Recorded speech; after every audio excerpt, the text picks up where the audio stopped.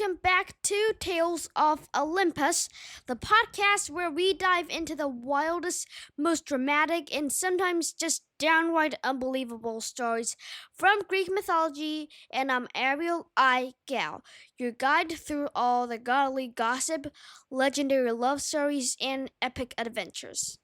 And hey, if you're new here, welcome. You just joined a community of mythology fans who love hearing these stories told in a fun and modern way. Make sure you check out some of our past episodes because trust me, the gods do have a lot of tea to spill. And so today we're talking about a couple whose love story is so over the top romantic and chaotic that it's basically the original fairy tale. That's right, it's Eros and Psyche. This one has everything: a goddess with a jealousy problem, a love god who doesn't follow orders, and a moral girl who breaks one rule she's been given, and a magic palace. Oh, and there's a lamp. Trust me, the lamp's important. And no, this is not Aladdin. And now, this story is so dramatic. You'll be counting the days until next week.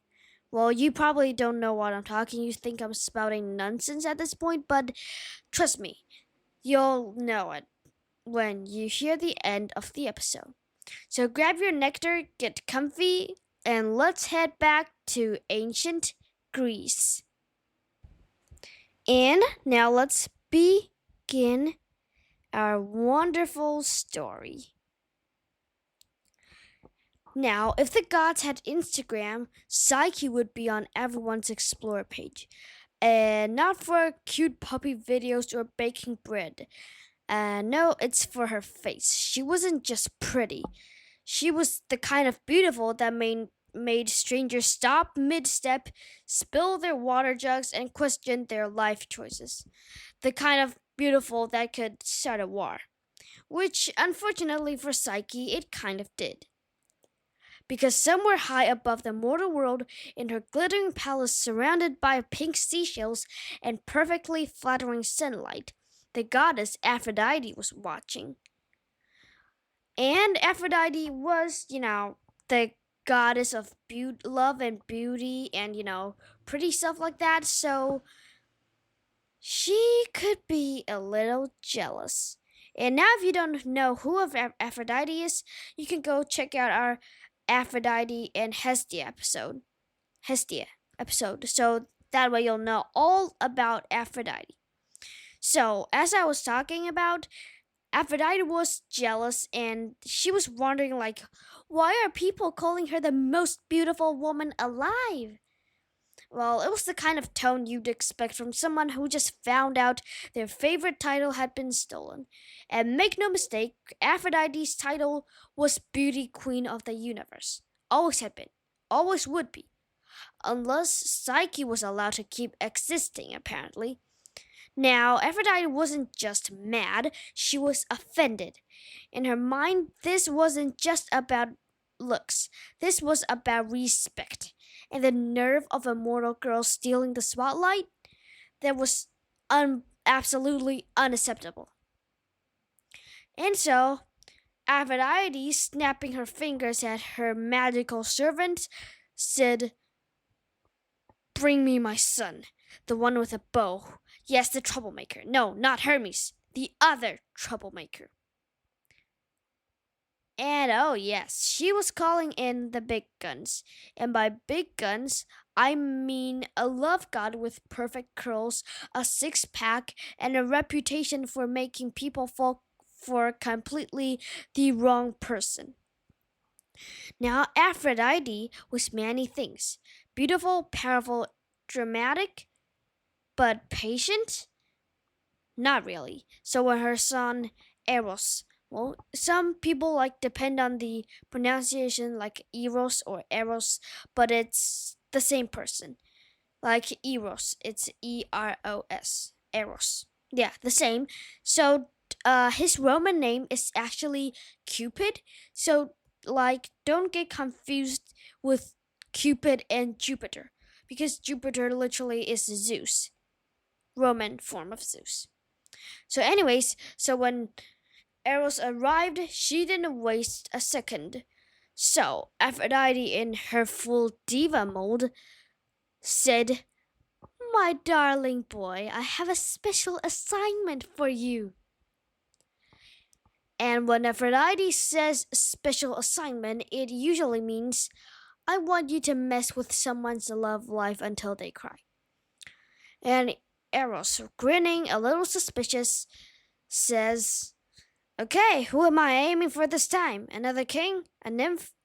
Oh wait, is it that guy who rejected you at the banquet?" And no, Aphrodite said, "No, no. Worse, a mortal girl. Her name is Psyche, and the humans are acting like she's, well, me." And Eros, pretending to gasp, "No, a mortal stealing your spotlight? How dare she?" It was actually unclear whether Eros was being sarcastic, but Aphrodite was already in full rant mode. "I want you to make her fall in love with the ugliest, most horrible creature you can find. Something with teeth and warts. And maybe an extra two heads for good measure." So basically, the monster dating app's worst profile picture. Aphrodite nodded. Eros shrugged. It wasn't the strangest thing she'd asked him to do, but that was before he actually saw Psyche for the first time. And before we go on to the next episode, I'd like to say a huge thank you to all of our listeners, whether you're new or just coming back after like a few weeks since I published this. But I want to thank you because we have recently just reached like 16 countries listening. So that's a pretty big milestone. And thanks for the space. Now we're back to part 3. Now, Eros wasn't exactly worried about this job. Find a girl, make her fall in love with a tramp troll, go home, and easy. But then he saw her. Psyche was standing in the temple courtyard, sunlight catching her hair like it had been paid to be there. She moved with a kind of unthinking grace, greeting the people who had come to see her like it was no big deal that everyone was staring. And for the first time in his life, the god of love couldn't do what his mother asked. Uh-oh. And the plan had been make Psyche love a monster. But the new plan apparently was stare at Psyche until you forget how to speak. Eros lowered his bow, his heart doing something it really wasn't supposed to do during missions like this. Yeah, nope. No monster for us. No monster for her. Not on my watch. And just like that, the love god switched sides. Instead of ruining Psyche's life, he was about to become the biggest, biggest, biggest, biggest problem she'd ever had. Well, maybe not the biggest. But not long after Eros decided to ditch his mother's plan, strange things began to happen in Psyche's world. A prophecy came to her father, the king. The oracle, because there's always an oracle in these stories, declared that Psyche was not meant to marry a mortal man. Instead, she was destined for a husband who was not quite human, which is a very nice way of saying you're about to be delivered to something terrifying. Good luck. Her family was devastated, but they followed the prophecy. Psyche was taken to the top of a lonely cliff in wedding clothes and left there to meet her fate. Only no monster showed up. Instead, a warm, gentle wind swept around her, the west wind himself, Zephyros. He lifted her off her feet and carried her away, like the world's most relaxing flying taxi service. And when the wind set her down, she felt herself standing before a palace so stunning it was made every royal hall she'd ever seen look like a garden shed. Columns of pure gold, floors so polished they reflected the sky, voice walls that just shimmered like pearls, and somewhere just out of sight, a voice. And someone spoke. Welcome, Psyche. Everything here is yours. You will never want for anything. Whatever you want, we will give you. And Psyche, well, she must have been terrified that she was like something invisible was speaking to her. And then she just found out that this palace had magical, invisible servants that could give her whatever she wanted. And then she asked them that when would her husband be there. And they said that she would meet him at night. And then at night, in the pure darkness, stood a voice. Welcome, Psyche. Everything here, whatever you want, I will give it to you. And I will love you for eternal. But there's one rule. And Psyche said, What rule? What rule? What rule? What rule? You must never try to see my voice. Now, to be fair, that's a weird wedding rule, but Psyche, overwhelmed by the beauty of the palace and the kindness in his voice,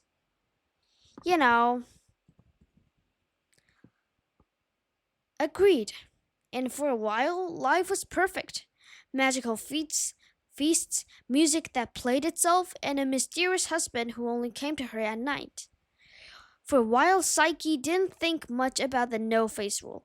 Her mysterious husband, who was totally Eros, was gentle, attentive, and let's be real, kind of amazing in every way except the whole don't look at me thing. But then she started to get lonely. She had two older sisters from her homeland, and she asked Eros whether they could come visit her, and Eros said yes, unfortunately for her own sake. So Zephyrs carried Psyche's two older sisters from her homes to visit her in the palace. And from the moment their sandals touched the golden floor, they were suspicious, jealous. Because, they were all married to, rich kings and, but they weren't really loved. So, Sister 1 apparently said, So you've never seen your husband? And Sister 2 gasps dramatically and says, What if he's a giant snake, or a troll, or a snake troll? Helpful? Absolutely not. Entertaining a little bit. That's my opinion. But Psyche, laughing nervously, just said, No, he's wonderful. You don't understand. So you're telling us a monster comes to you every night and you've just decided that's fine? One of the sisters said. The other said, Oh, sister, you poor thing. You're probably under some spell. You have to look at him for your own safety. And that was the seed of doubt. For the rest of the day, their words tangled in Psyche's mind like stubborn vines. What was he hiding? And why had he made that strange rule? By the time her sisters left, the palace felt different, colder, quieter. And that night, when Eros came to her as he always did, Psyche laid awake, her heart pounding with a new thought she couldn't shake. I have to know the truth. That night, Psyche waited until she was sure Eros had fallen asleep. The room was quiet, except for the soft rhythm of his breathing. She slipped out of bed, bare feet brushing the cold marble floor, and reached for the oil lamp she'd hidden earlier. The flame flickered nervously, casting long shadows on the golden walls. Every step she took made her pulse quicken. Her sister's words echoed in her mind. Snake, troll, monster. But another voice, softer, fought back. What if he's everything you've ever dreamed of? She held her breath, leaning closer. Psyche said, barely audible, just one look. The lamp's flame wavered as she tilted it forward, the light creeping across the room, first over the silken sheets,